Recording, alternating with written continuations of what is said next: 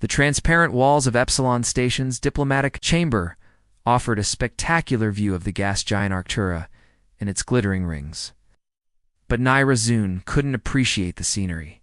Her attention was fixed on the humans across the obsidian table, particularly their lead negotiator.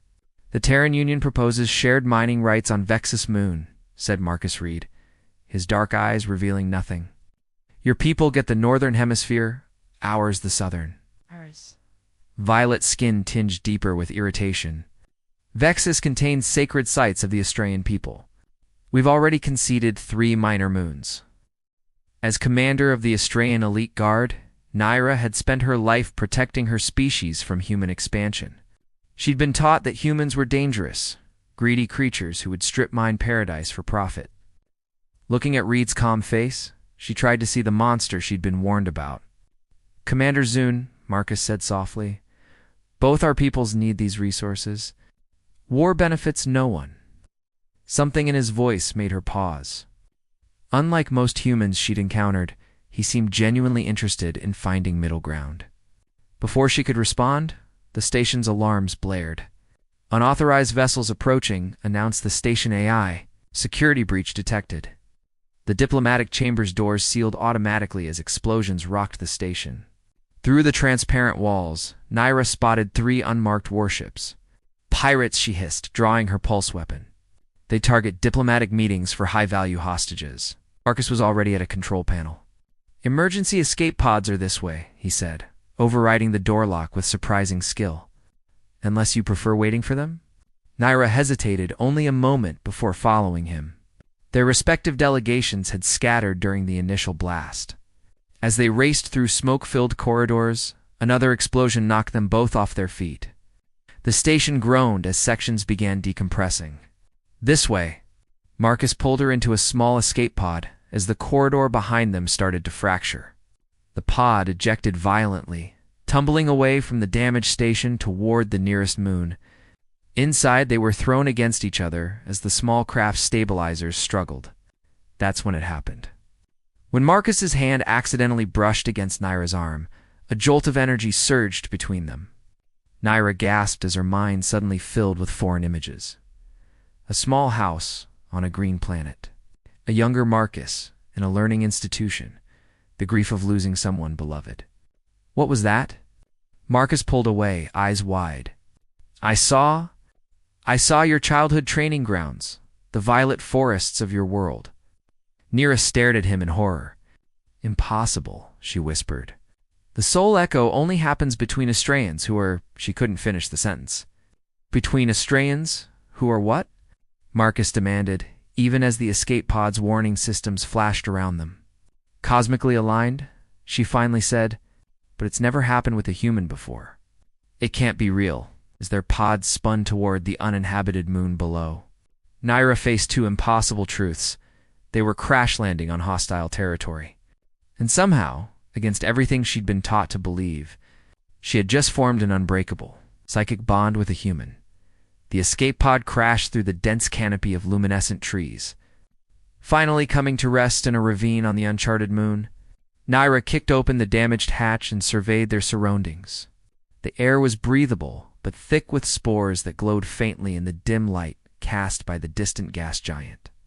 "We're somewhere in the Vexian wilderness," she said, helping Marcus out of the pod. "Far from any settlement or outpost?" Marcus winced as he put weight on his leg. "Communications. Dead, and the emergency beacon was damaged in the crash." Naira scanned the alien forest. "The pirates will be searching for survivors. We need to find shelter before nightfall." They gathered what supplies remained in the pod and began moving through the bioluminescent undergrowth. Every time their hands accidentally touched during the journey, flashes of each other's thoughts flickered between them. "Can you control it?" Marcus asked after the 3rd involuntary memory exchange. "This soul echo thing? It's not something we control," Naira replied, cutting through a thick vine blocking their path. "It's something we... honor." The word felt strange on her tongue when applied to a human. Astrions who experience the echo usually form lifelong bonds, and it's never happened with a human before. Our histories speak of it occurring only between true Australians. She paused, studying his face. Which makes this impossible. As twilight descended, they found shelter in a cave formed by massive, twisted roots. Marcus gathered glowing fungi to provide light while Naira constructed a small heat source from the pod's emergency kit. "Why do your people hate humans so much?" Marcus asked as they huddled near the warmth. Naira stiffened. "Your kind came to our system uninvited, claimed moons that weren't yours to take, and extracted resources without understanding their sacred nature. That's not how we remember first contact," Marcus said. "Our records show we attempted peaceful trade before your warships attacked our science vessels." "Propaganda," Naira snapped, but even as she said it, doubt crept in. Through their connection, she'd glimpsed Marcus's genuine belief in his version of history. A distant roar echoed through the forest, silencing their debate. Something large was moving through the trees toward them. "We need to move deeper into the cave," Marcus whispered, as they retreated into darkness. Naira's foot slipped on the damp stone. Marcus caught her, his arms wrapping around her waist. The contact sent a surge through their connection, not just images this time, but emotions. She felt his fear, his determination to survive, and something else. A reluctant fascination with her, and worse. She knew he could feel the same confusion in her. They froze, holding each other in the darkness, the line between enemy and ally blurring with every heartbeat. The creature outside growled again, closer now. "Whatever happens," Marcus whispered, his breath warm against her face. "We face it together." Naira nodded, realizing with alarm that for the first time in her life, she was beginning to trust a human. 3 days of evading both predators and search parties had brought them to the edge of a massive crater. Below, hidden within a natural depression, stood a collection of structures unlike anything Naira had seen before a settlement that appeared to be built from salvaged parts of both human and Australian vessels. "What is this place?" Marcus asked, peering through a makeshift scope, before Naira could answer. They were surrounded by armed figures emerging silently from camouflaged positions.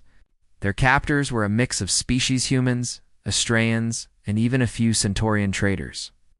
"Lower your weapons," said an elderly Australian woman with faded violet skin.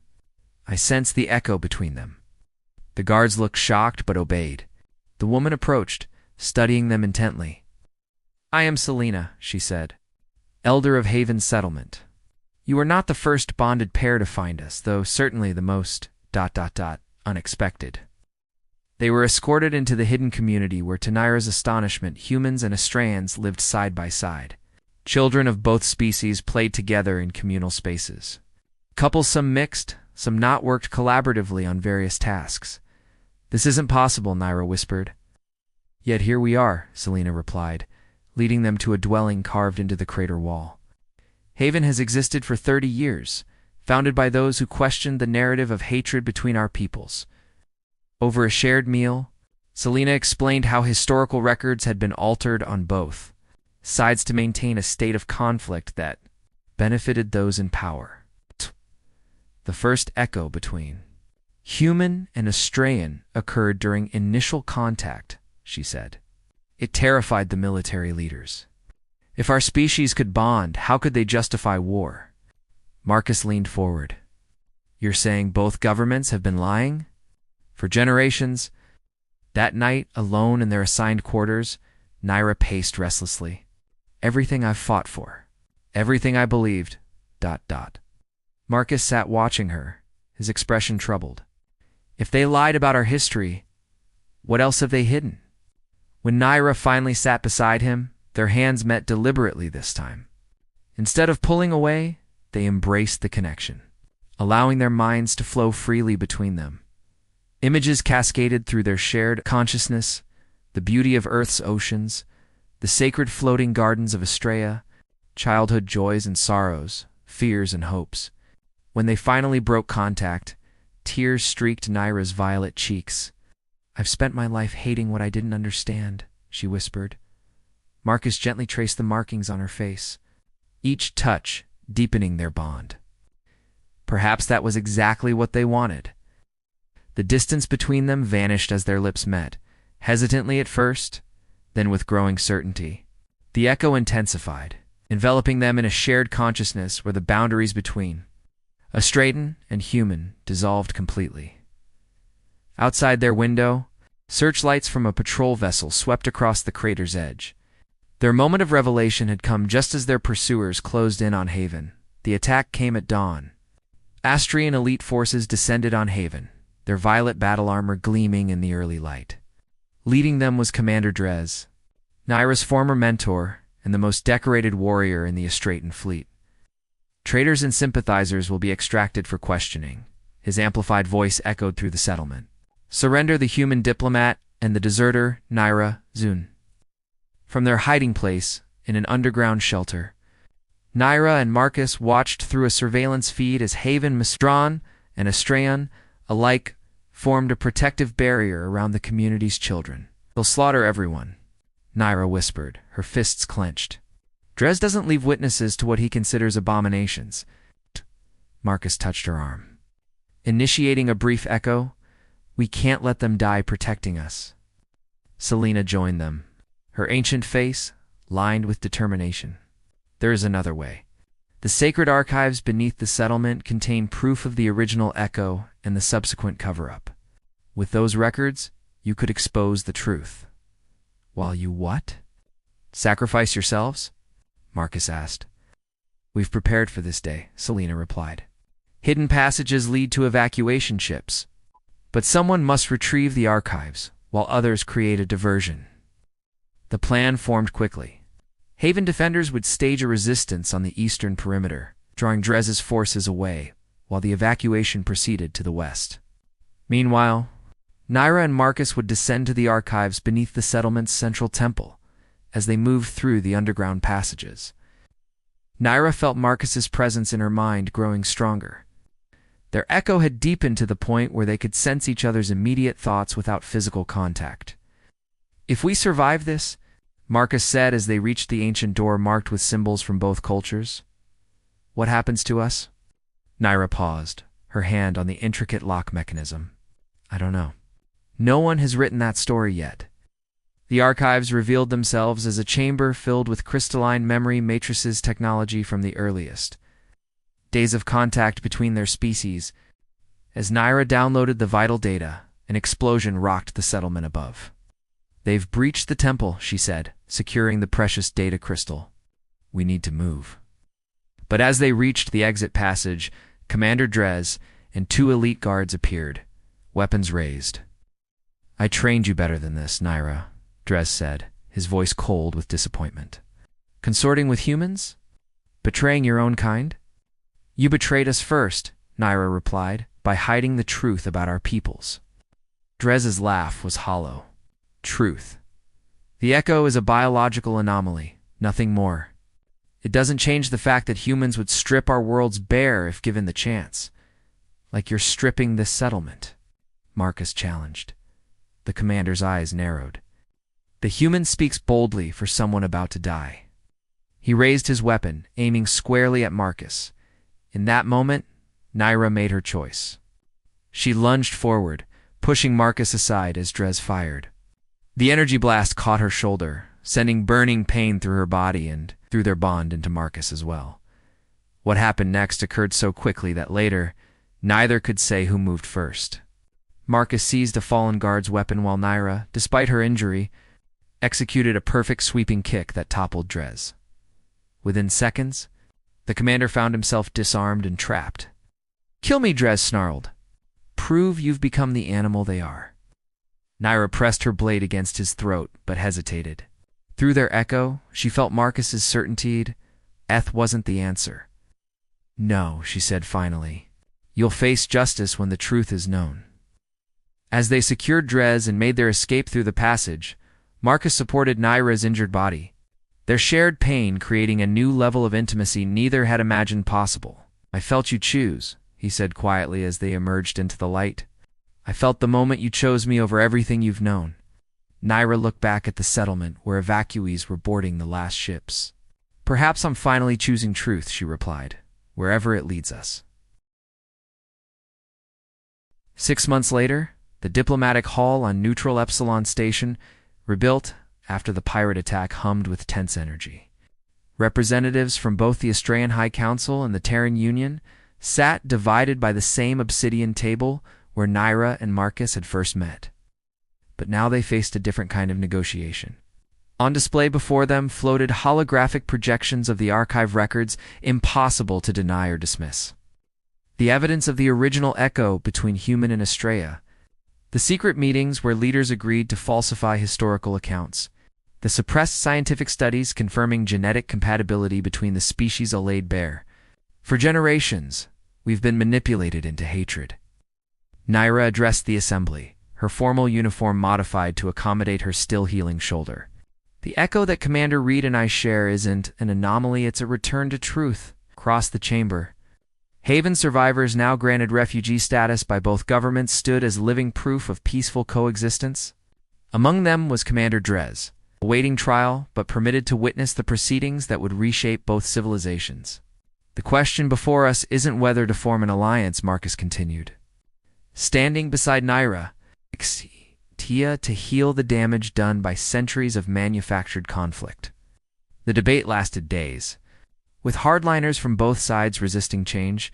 Throughout it all, Naira and Marcus maintained their unified front, their deepened echo allowing them to present their case with unprecedented harmony.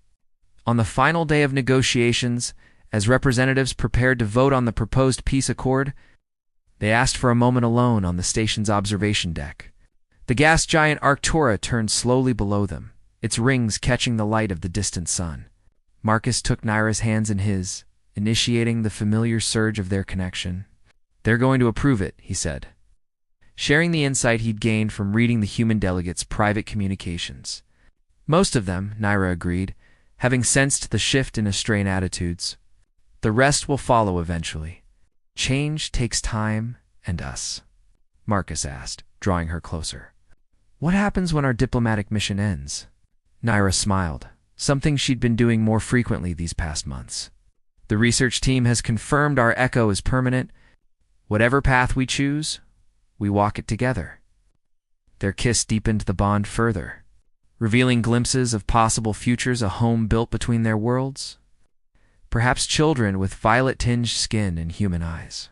Diplomatic posts that would take them across the stars as living embodiments of peace.